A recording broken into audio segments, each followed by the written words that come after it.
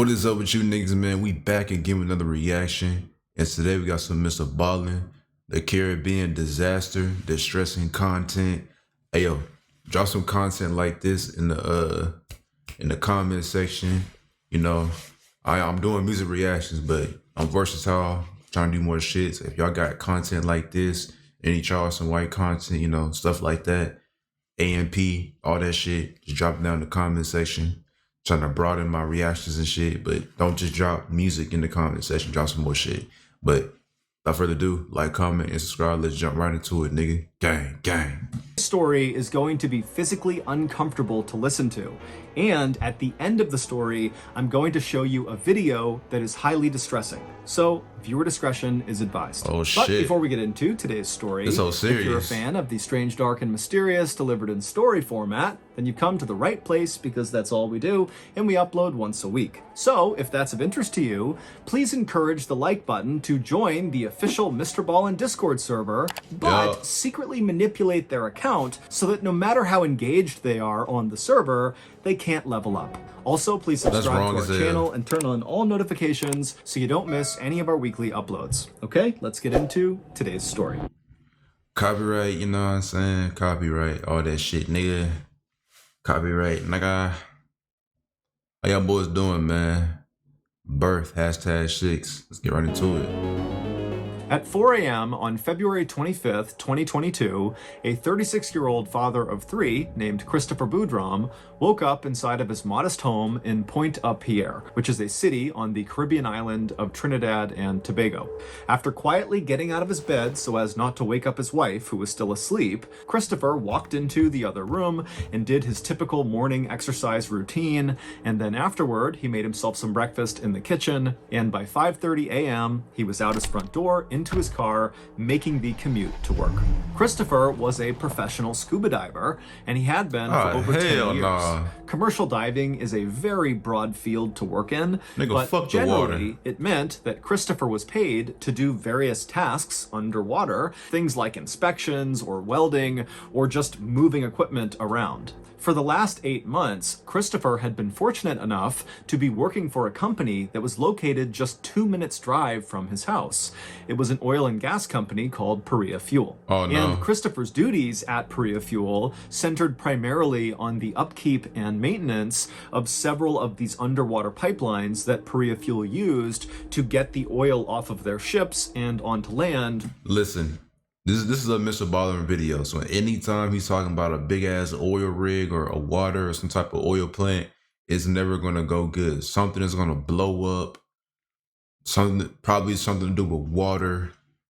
Something fucked up is gonna happen with that oil, dog. I already know what the fuck. I already know what's going on. It could be processed. These underwater pipelines, of which Perea had at least 6, were basically U-shaped. They had these 2 vertical sections on either end that would jut out of the water. And then connecting these 2 vertical sections was a 1,200-foot long section of pipe that ran along the seabed at roughly 60 feet below the surface. And so one of these vertical sections was out at sea, so 1,200 feet off the coast, and ships would literally come by this opening to the pipe that was out of the water, and they would dump their oil into this opening. The oil would go down, it would shoot across this long horizontal section, and then go up the other vertical section much closer to shore, where workers could collect the oil and bring it onto land to be processed. So on this particular day in February of 2022, when Christopher arrived at Perea Fuel, he was not surprised at all to find out that he and his diving colleagues would be doing some maintenance on one of these underwater pipelines. However, there was something unique about the particular pipeline they'd be working on. It was called berth number 6, and unlike the rest of Perea Fuel's underwater oil transport pipelines, this one had not been active since 2018. So for the past 4 years, it had just sat idle. Now, this was on purpose. For whatever reason, the company had decided not to use berth number 6, and so they put it into a sort of... Anytime a big company decides to do something, 7 times out of 10, it fucks up. It was a terrible ass decision. I already know that decision for it to sit idle for 4 years is gonna come back around, bro. I already know it is. Something bad finna happen, nigga. Storage mode, where the vertical section of berth number 6 that was out at sea was untouched. It was still just poking out of the water, no changes. However, the other vertical section of berth number 6 that was closest to shore was first plugged up, like imagine putting a cork inside of a wine bottle. That's basically what they did to this vertical section, except they used this huge inflatable cork. Imagine like a huge pool toy. They basically jammed it inside of the vertical section, and then they inflated it so much that it was completely airtight inside of this pipe. And then once it was all plugged up, they submerged this section of the vertical pipe underwater, maybe 5 or 10 feet below the surface, to kind of keep it out of the way of all the ships that would be moving around close to shore. And then also what they did is they put something called a habitat on top of the opening of this now submerged vertical section of berth number 6. To understand it, you got to picture something else, okay? So imagine you're in the bathtub and you have a bucket and you flip it upside down above the surface, so there's nothing inside of the bucket, and you just take the bucket and push it straight down into the water. No matter how deep you push that bucket, as long as you don't rotate it to one side or the other and you just keep it steady, that air pocket inside of the bucket will remain. You can literally reach your hand under the bucket underwater and it will be dry. And so basically that's what this habitat was. Korea Fuel took a huge bucket, if you will, and they lowered it straight into the water and pressed it down and anchored it right above the opening to this submerged vertical section. So there was a permanent air pocket over the opening to this pipe. And the reason for this is because if they needed to do work on this pipe, like for example, today they wanted Christopher and his colleagues to make this pipe active again, which meant doing work on it, the divers could swim down, get inside of this habitat, stand on the... See, this is what happens when you fuck with water, my nigga. That's why I would never take a job that has to do anything with water. I don't fuck with water, nigga. I got aquaphobia. I'm scared of big bodies of water, nigga. I don't even like pools, let alone rivers and shit. What makes you think I'm gonna fuck around with a fucking ocean, nigga? Hell no, I don't even fuck with the water like that. So I already know some bad shit finna happen. Them niggas finna drown or some shit, bro. Metal platform they put in there, and then they could take off all of their cumbersome diving equipment and just work on the pipe while breathing air. It was really kind of a luxury. And so after Christopher and the 4 other divers he'd be with that day got their instructions, to get berth number 6 active again, they began getting all their gear together and going over who would be responsible for what once they got down to the habitat.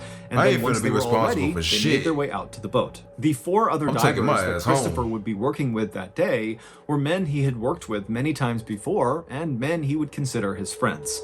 Their names were Kazim Ali Jr., Yusuf Henry, Faisal Kurban, and Rishi Nagasar. Once their boat had moved just off the coast and had stopped kind of roughly over the area where below the surface was this submerged berth number 6 vertical pipe and the habitat, the divers hopped off the boat and they swam straight down. They went up and under the side of this habitat wall and they entered into this breathable airspace right around the entrance to this pipe. And so they climbed up onto the platform, they took off all of their gear, and then once they were just in their wetsuits, they got to work. Now, the job was relatively straightforward. They just needed to basically pull a lever inside of the pipe that would then deflate the big inflatable plug that had been set inside of this pipe to seal it. However, when one of the divers reached down and began to pull on the lever, it was jammed, and so they needed a wrench to kind of free the lever. And so Kazim volunteered to go back to the surface and get a wrench because no one had one inside of the habitat. Shit never goes to plan. So Kazim put his dive gear back on. He dove out from underneath this habitat, swam back to the surface. He talked to the folks on the boat. They handed him a wrench, and then he swam right back down, back inside of the habitat. And then once he poked himself back up, he handed the wrench up to the nearest diver. And that diver took the wrench, he turned back around to face the pipe, he reached down inside, and he began fiddling with the lever, and eventually he freed it. However, the second this lever was activated, something horrific happened inside of that space. Shit.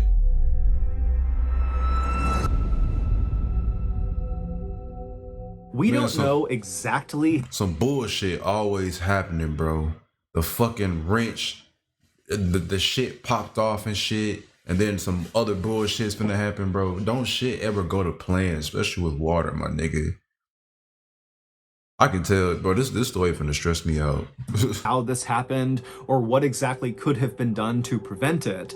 But in short, the second that lever was activated, it began to deflate this big cork that had been plugging up this inactive pipeline for the past 4 years. And when that happened, it broke the seal, and suddenly all this low pressure air that was sitting in 1,200 feet of pipeline made contact with the extremely high pressure air that was inside of this habitat.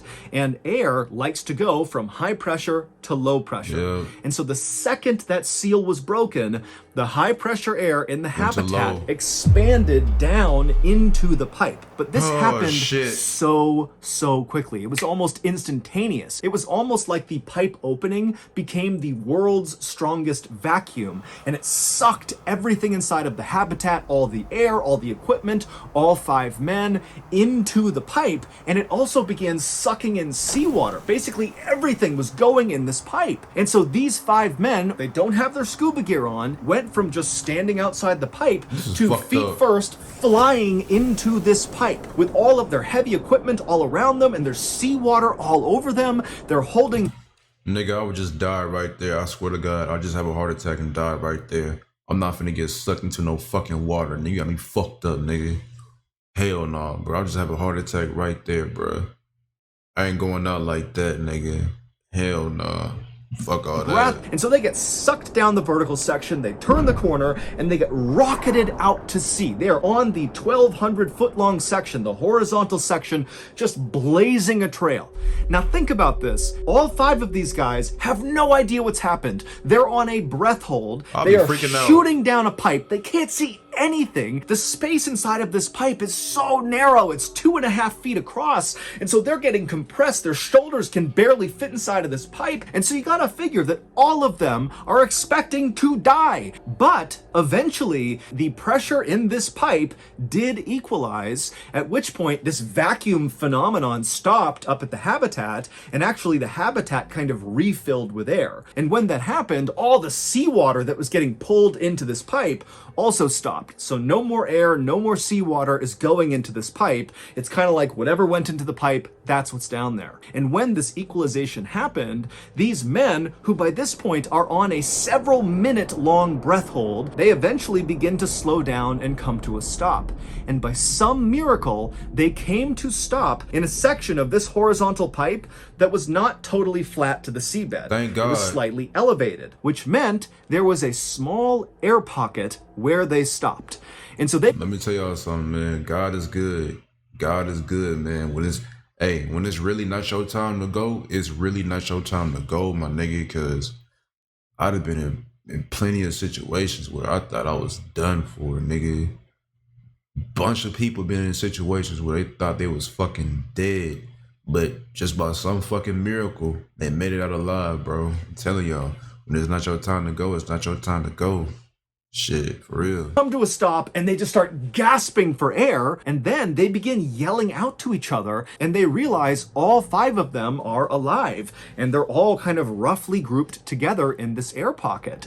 And we know this because one of their cameras on their bodies was rolling when they were pulled into the pipe. Oh, and that's so we can't video. see anything because it's pitch black inside of this pipe, but we can hear them talking to each other once everything stops. And so over the course of this kind of chaotic initial volley of communication up and down the pipe, where again, these guys are on their backs, you know, they can't move at all. They're completely kind of trapped in position. And even though they're in an air pocket, there is water kind of close to their face. And so they have this little area to breathe in. They're panicking, they're screaming at each other. But in this volley, they're able to figure out that Christopher was the closest to the way they had come into the pipe, meaning his head was closest to the vertical section closest to shore, and all 4 other men were right below him. And so Christopher knew if they were going to get out, their best chance was to backtrack, head towards the way they came in, which meant Christopher would have to lead them. That's and the so only way. Christopher kind of found it within himself. Again, we can hear him on audio, and he told the others to calm down and link their feet onto the person below them's shoulders. And so to do that, the only way these guys could move in this tight little pipe is just by pushing with their heels. And so painfully, slowly, these guys who are very badly battered at Y'all this better not be point. I mean, they claustrophobic. came flying in here, surrounded by all their heavy equipment crashing into them. Guys had broken bones. They were really badly beat up, but they finally make their way until they're all linked, feet under each other's shoulders. And then Christopher, in the lead, began kind of going in reverse, inching their way up the pipe back towards the way they came in. Now, the reason they felt strongly that they needed to act right away and not wait for rescue is because they didn't really understand how this had even happened. They didn't know if at any moment more water was going to pour into this pipe. They also understood that there was limited air, and at some point they would suffocate. And so with that in mind, they begin this journey. And right away, Christopher reaches the first flooded section of the pipe. Now, you have to understand, they have no idea how long this flooded section of pipe is. And so once you start moving into this flooded section behind you, once you go underwater, you're either going to find another air pocket at some point, or you're going to drown. And so it would turn out that only Christopher and the guy right below him, Faisal, were willing and physically able to attempt this potential suicide mission. He looked like a big And so nigga the too. others, they began panicking. The others who were not going to go, and they're screaming out for Christopher and Faisal not to leave them. You can hear it on audio. But Christopher and Faisal, they felt strongly that somebody has to go to the surface and get help. And so Christopher and Faisal, linked together, begin inching into this flooded section of pipe. Pitch black. They have no idea what's going to happen. They're slowly going under the water, and they just begin inching their way on a breath hold. And by some miracle, this first flooded section they entered into was not very long. And so both Christopher and Faisal were able to barely, coughing and gagging, get out the other side into yet another air pocket. And by an even bigger miracle, in that new air pocket, Christopher, above him, he managed to get one hand above his head. He felt scuba tanks, 2 of them. And he was able to take one of them and somehow force it past the side of his body down to Faisal. And so both men suddenly had an air tank. Now they had to kind of awkwardly pin the tank above their head. These tanks are not light. If you've not scuba dived, it's like pushing a pretty heavy weight. They heavy and as they had hell. the regulator, so the mouthpiece that actually gives you the air in their mouths, but they couldn't really hold the mouthpiece in place. And what's crazy is in situations like this, you really can't be like fucking terrified. I mean, you're terrified, but you can't be just over dramatic and just freaking the hell out, because when your life is in danger like this, you have to be able to think just like that, bro. You have to, my nigga. If you don't, you probably gonna die, my nigga. Like, you have to be level-headed, because if you're not level-headed, you're not thinking straight. So in situations like this, you gotta think clearly, bro. You got to. It was this very awkward thing they were going to do, but this meant they could now enter much longer flooded sections of pipe and potentially make it out the other side. And so with their air tanks on top of their heads and their mouthpieces in their mouth, gripping down as hard as they can with their teeth, they continued to inch along with their heels, and they entered into more and more of these flooded sections of pipe. As they're doing this, they know they have a scuba tank, but they have no idea how much air is in these tanks. They can't see the gauge. And so it's kind of the same thing as going in on a breath hold. You don't know when you're going to run out of air because you don't know how long these flooded sections are. So you can only imagine how terrifying this must have been. But they kept on going, and finally, after hours of this, that Christopher and Faisal are going through these terrifying stretches of, hoping they can hold on to that mouthpiece and hoping they got enough air. They'd get through these flooded sections, hit the next air pocket.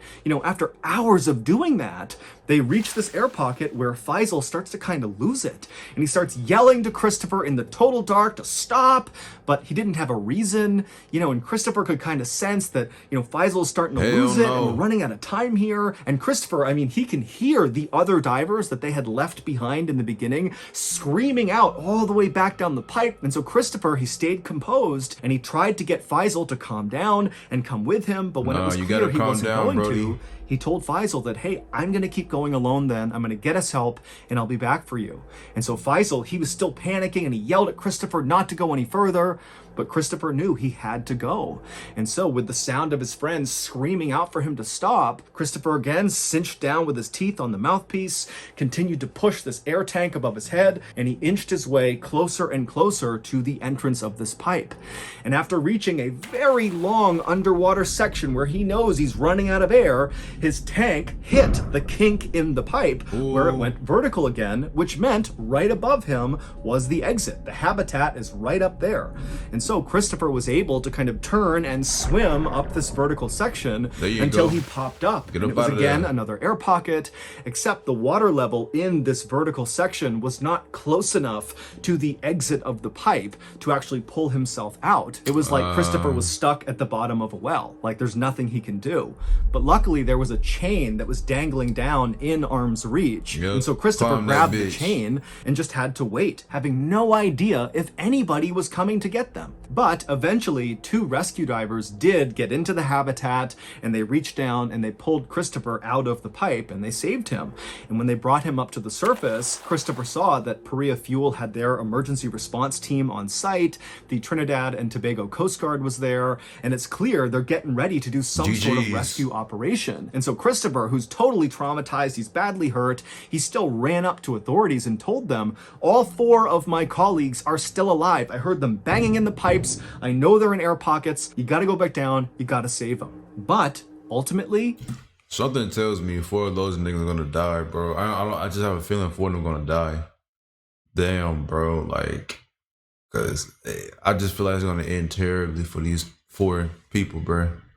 Like, I feel like they're not finna make it, but let's see. Authorities decided it was not safe to send rescuers down into this pipe. And so when Christopher found out they were not gonna try to rescue his friends who were literally banging the pipe, he can hear them. He tried to jump back in the water to do it himself, and they stopped him. And then Christopher was rushed to the hospital where once he was admitted to the intensive care unit, he tried to check himself out to go back to the water to save his friends. But again, Christopher was stopped. For 2 whole days after Christopher was rescued from this pipe, his colleagues, the 4 other divers, remained trapped in the most claustrophobic, horrible situation imaginable, and they continued to bang on the pipe and make noises that could be heard on the surface, but nobody did anything. And so finally, on February 27th, the noises stopped inside of the pipe because all of the men died. They either died of suffocation because they ran out of air in the pipe, or they died from one of their injuries, or they attempted to do one of those long underwater sections of pipe on a breath hold because they didn't have scuba tanks, and they drowned. On February 28th, 3 of the divers' bodies were recovered, and the final body, the 4th diver, was recovered on March 3rd. It's unclear why Christopher and the other divers did not do something to equalize the pressure inside of the habitat and inside of this pipe before undoing the plug, because this vacuum effect, which is known as delta P, is actually easy to anticipate and relatively easy to prevent. But the investigation into exactly what happened and who is to blame is still ongoing. However, the only survivor, Christopher, and many other people who are following this case, they believe the 4 deaths are directly attributable to Perea Fuel, who were primarily responsible for not allowing a rescue operation to happen. Everybody is to blame. 2 days where you could clearly hear the sounds of these divers banging on the pipe. And so to finish this story, I'm going to show you the final footage taken by one of the divers, Kazim, who was the one who got the wrench and brought it back inside the habitat, handed it off, and then that wrench was used to push the lever, which created the vacuum. You'll see in this video that it looks like nothing is going on, and Kazim is just inside of this habitat and all the divers are fine, and then it's like his camera just turns black. What's happening there is he was pulled so quickly into the pipe that it looks like it was a cut of the camera, when in reality, that's just how fast everything inside of that habitat was pulled into the pipe. This video is highly distressing. Viewer discretion is advised. The fuck?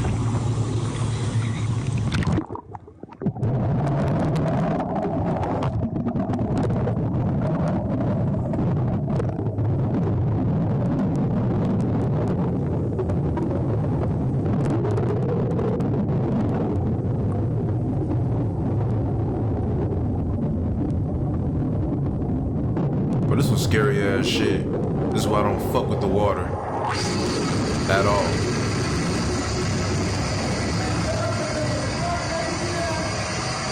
I mean, these niggas got sucked the fuck in.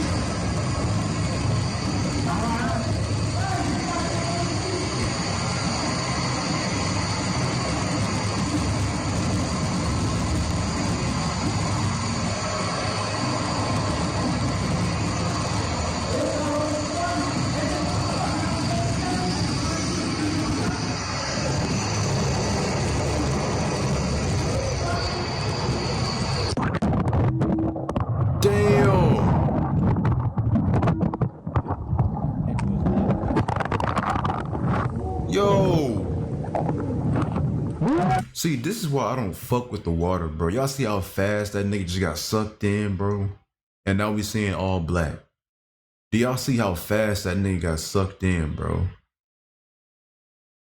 Nigga, I'm not finna go back and replay it, but nigga, this is why I don't fuck with the water, bro. Shit like that. Bro, what the fuck?